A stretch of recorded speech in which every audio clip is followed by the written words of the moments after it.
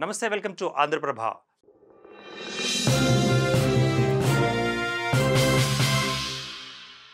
మొంతా తుఫాను ఏపీని గడగడలాడించింది. దీని ప్రభావంతో పలు ప్రాంతాలలో భారీ నుంచి అతి భారీ వర్షాలు బీభత్సం సృష్టించాయి. ఈ క్రమంలోనే మొంతాను ఎదుర్కొనేందుకు ప్రభుత్వం అన్ని రకాలుగా సిద్ధమైంది. ఇందులో భాగంగా అధునాతన టెక్నాలజీని అందుబాటులోకి తేవడంతో పాటు డ్రోన్లను వినియోగించింది. Real time governance society RTG ద్వారా ఎప్పటికప్పుడు సమాచారాన్ని తెలుసుకుంది. ఈ టెక్నాలజీ వినియోగానికి సంబంధించిన పూర్తి వివరాలు ఈ వీడియోలో తెలుసుకుందాం. మొంతా తుఫాన్ తీవ్ర రూపాన్ని దాల్చడంతో రాష్ట్ర ప్రభుత్వం అన్ని రకాలుగా సిద్ధమైంది. గతంలో విజయవాడలో భారీ వరదలు వచ్చిన సమయంలో డ్రోన్లను ఉపయోగించి సహాయ కార్యక్రమాలను చేపట్టారు. బాధితులకు ఆహారాన్ని సైతం అందించారు. అదేవిధంగా ఇప్పుడు కూడా తుఫాను ప్రభావిత ప్రాంతాలలో ఇబ్బందులను అధిగమించేందుకు డ్రోన్లను సిద్ధం చేసింది కూటమి ప్రభుత్వం. ఆర్టీజీఎస్ ద్వారా సీఎం చంద్రబాబు ఎప్పటికప్పుడు సమాచారాన్ని తెలుసుకుంటున్నారు. ప్రజలకు సహాయక చర్యలు, పునరావాస చర్యలపై అధికారులకు దిశానిర్దేశం చేశారు ఆయన. ఇక తుఫాను కదలికలపై నిరంతరం ఆర్టీజీఎస్ సంకేతాలు పంపింది. రాష్ట్ర వ్యాప్తంగా 22 జిల్లాలలో 403 మండలాలపై తుఫాను ప్రభావం ఉంటుందని అంచనా వేసింది. ఈ నేపథ్యంలోనే ఎమర్జెన్సీ పరిస్థితిని ఎదుర్కొనేందుకు 488 కంట్రోల్ రూమ్లను అధికారులు ఏర్పాటు చేశారు.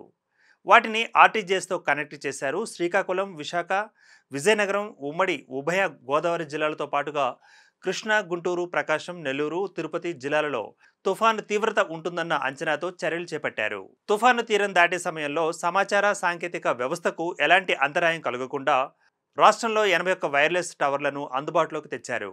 ఇది సీఎం చంద్రబాబు దార్శనికతకు నిదర్శనం. ఇక ముందస్తు జాగ్రత్త చర్యలలో భాగంగా లోతట్టు ప్రాంత ప్రజలను సురక్షిత ప్రాంతాలకు తరలించారు. రాష్ట్ర వ్యాప్తంగా 1204 పునరావాస కేంద్రాలను ప్రభుత్వం ఏర్పాటు చేసింది.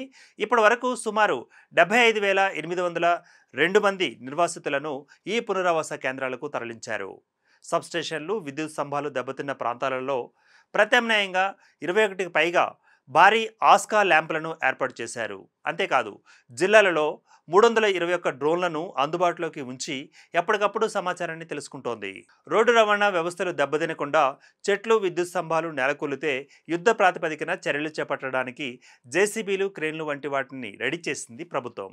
అలాగే భారీ వర్షాల ప్రభావంతో పశు సంపదకు నష్టం జరగకుండా 865 లక్షల మెట్రిక్ టన్నుల గ్రాసాన్ని సిద్ధం చేసినట్లు అధికారులు తెలియజేశారు. తుఫాను ప్రభావిత ప్రాంతాల ప్రజలకు మెరుగైన వైద్య సేవలను అందించేందుకు 219కి పైగా మెడికల్ క్యాంపులను సీఎం ఆదేశాల మేరకు ఏర్పాటు చేశారు. ఇప్పటి వరకు రాష్ట్ర వ్యాప్తంగా 38,000 హెక్టార్లలో పంటలకు నష్టం వాటిల్లినట్లుగా అంచనా వేశారు. మరో 1.38 లక్షల హెక్టార్ల మేర ఉద్యానవన పంటలు ప్రభావితం అవుతాయని అంచనా వేస్తున్నారు.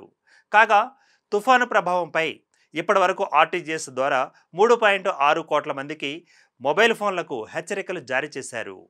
దీంతో పాటుగా ఆర్టీజీఎస్ కేంద్రం నుంచి తుఫాను ప్రభావిత ప్రాంతాలలో పరిస్థితిని తెలుసుకోవడంతో పాటు చిన్న చిన్న విషయాలపై సైతం సీఎం ఆరా తీశారంటే చంద్రబాబు ముందు చూపు ఏ విధంగా ఉందో అర్థం చేసుకోవచ్చు. తీవ్ర తుఫాను అయినప్పటికీ దానిని ఎదుర్కొనేందుకు పటిష్టమైన చర్యలు తీసుకున్నారు ఆయన. కాగా మొంతా తీరం దాటడంతో కాస్త ఉపశమనం లభించగా ఈ ప్రభావంతో రాష్ట్ర వ్యాప్తంగా పలు ప్రాంతాలలో భారీ వర్షాలు నమోదవుతున్నాయి. ఈ నేపథ్యంలోనూ ప్రభుత్వం అప్రమత్తంగా ఉంది. Keep watching Andhraprabha.